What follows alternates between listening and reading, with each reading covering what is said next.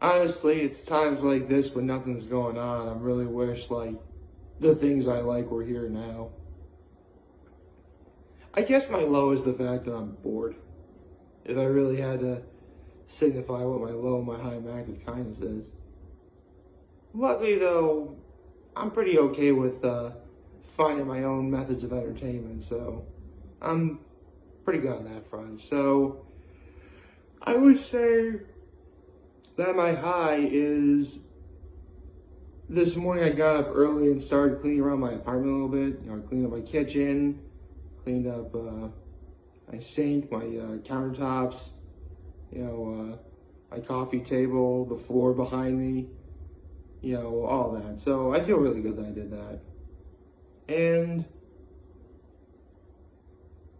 I guess cleaning up your own apartment is a form of self-care. Is it? I think so. Well, I guess I did the act of kindness of myself and gave myself a little bit of a self-care, so that's always nice. So, good morning and happy Thursday, everyone. I tell you what, these weeks have gone by pretty quickly. Like, extremely quick. Extremely quick. I mean, we're already on Thursday. We already have a new Hot Ones episode today, starring with Bear Grylls as this week's guest.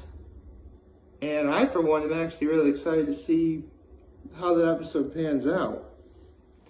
I mean, outside of the fact he's one of those British adventurer types, I don't really know exactly much about him, but hey, you know what? I'm sure I'll probably learn a lot.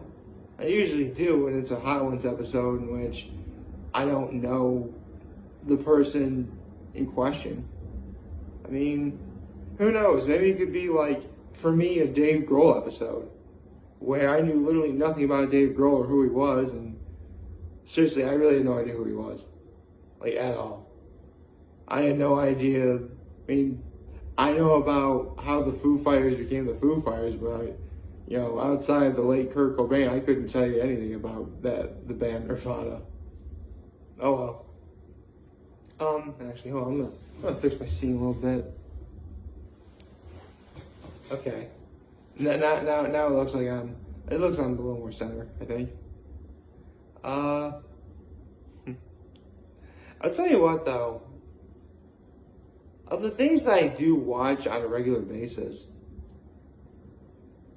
when it comes to waiting for something I really want to see, it really is nice to just go back or watch other things that you like, just to help pass the time. Like last night, for example, I probably saw Randy Feltface's Purple Privilege for like the 10th time, all the way through, and for good reason. It's a funny comedy special. It really is. But in terms of things that had just come out recently, you guys know I'm a huge fan of Chuggaaconroy, right? And right now he's doing his Let's Play of Splatoon 2. To his surprise, and probably the surprise of everyone else, because here's the thing.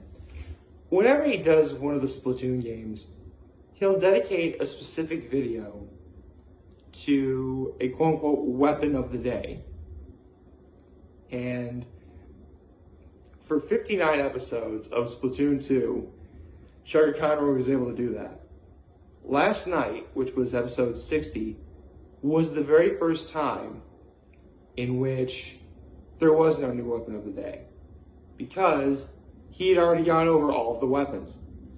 Right now, he's working on, because Splatoon 2 came with a DLC called the Octo Expansion, and it's essentially like another story mode. And one thing here's the thing, I have no intention of playing Splatoon, any of the Splatoon games, but I do find the lore fascinating. I mean, the spoiler alert, Splatoon takes place in a post-apocalyptic future in which humanity was long wiped out, and the beings that live on Earth now are like half human, half squid, kind of. Like, they look like us, but they can transform into, you know, squids or octopi or whatever. Or some creatures, like, basically it's like anthropomorphic sea creatures.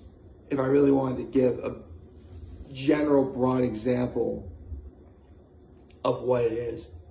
Of what it is. And again, I just find this lore fascinating. I really do. And one thing about,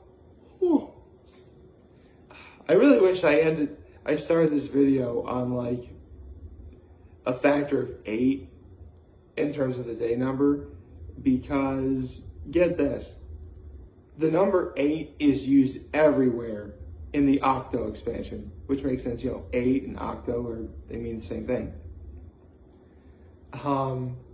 Like, you get these things called mem cakes, and there's like a little poem that's like 3 lines. It's sort of reminiscent of a haiku, only where a haiku is 5 syllables and 7 syllables and 5 syllables. Every poem you see in the Octo expansion is 8, 8, and 8. That's really cool. Like, seriously, there are times I forget to say that I read over them. I forget it's 8 all the way through. And then I'm reading through again, counting us like, that's 8. Holy cow. And actually, I literally do that every time I read a syllable or read a line in one of those things. So that's really cool.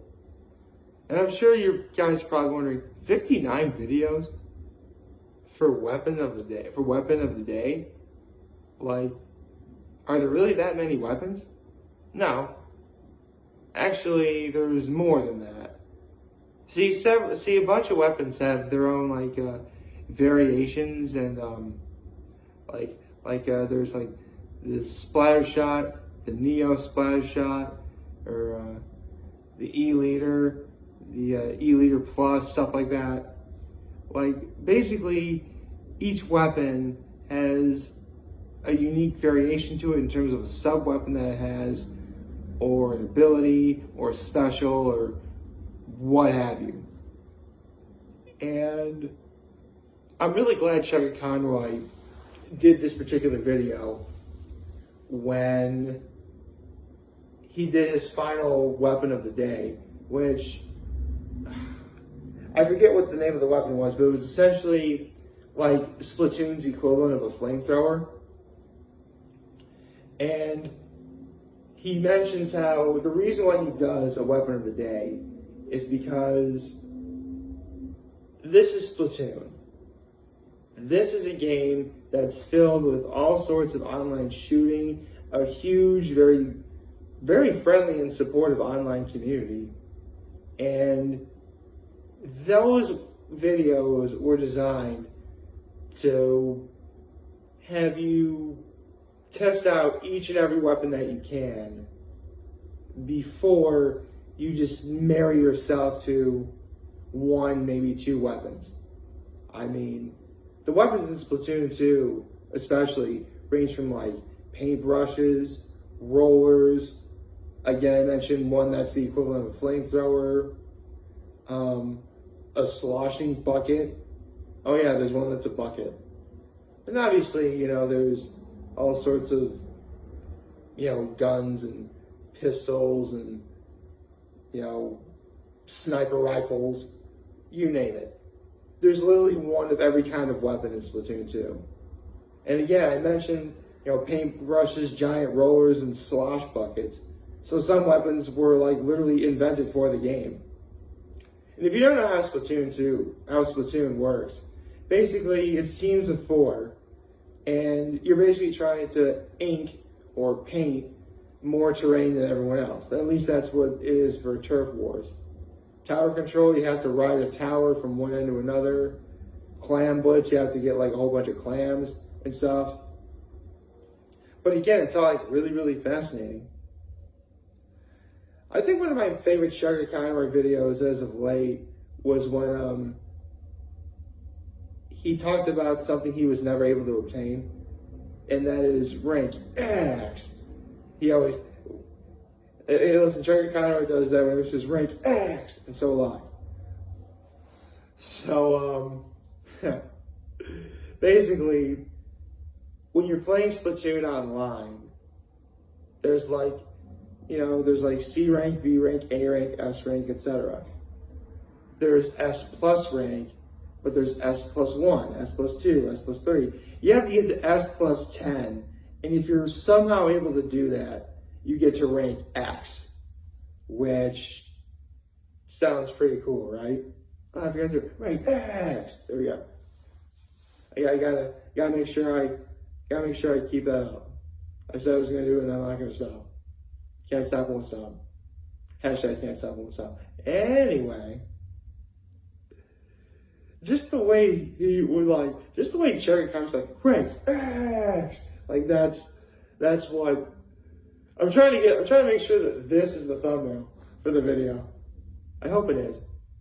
It probably won't be with my luck, but maybe. I'm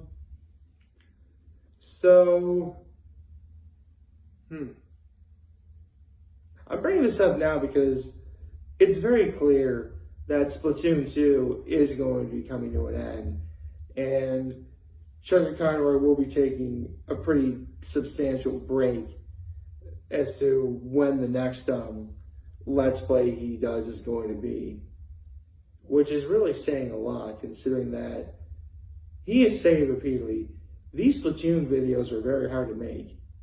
He had to enlist the help of another fellow YouTuber named Yoshler, who actually is a bigger Splatoon player than he is, and do all the editing, writing down the information on each and every weapon, stuff like that, all to enhance the experience of watching this Let's Play.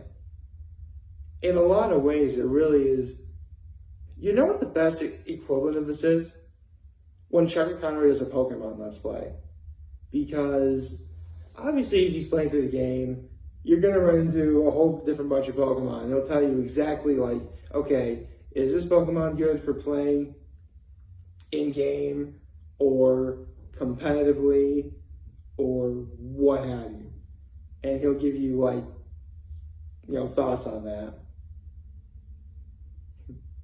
Actually, my funny instance of that is he was playing Black and White, and in White Forest, it would be White Forest in white, Black City in black, where White Forest is where you are able to fill out the Pokedex better, and he goes over all the Pokemon you can get, but this is a post-game thing, so he goes over all the Pokemon in rapid succession. Too late to matter, too late to matter, too late to matter, too late to matter, too late to matter, too late to matter, too late to matter.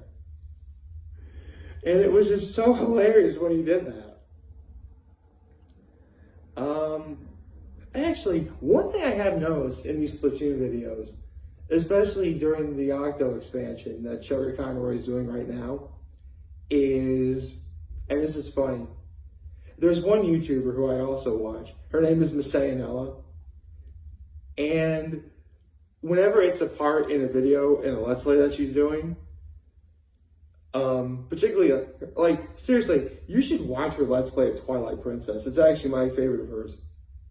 Where if it's something that's going to be tedious and long, she's like, Chipmunk Mistake, activate, and everything speeds up, and she sounds obviously high-pitched like a chipmunk, obviously. Chuggaaconroy's been doing that too. I'm like, I see what you're doing, Chuggaaconroy. Oh, he and Massayanella are friends, so it makes sense that, they're doing that. He's doing that too.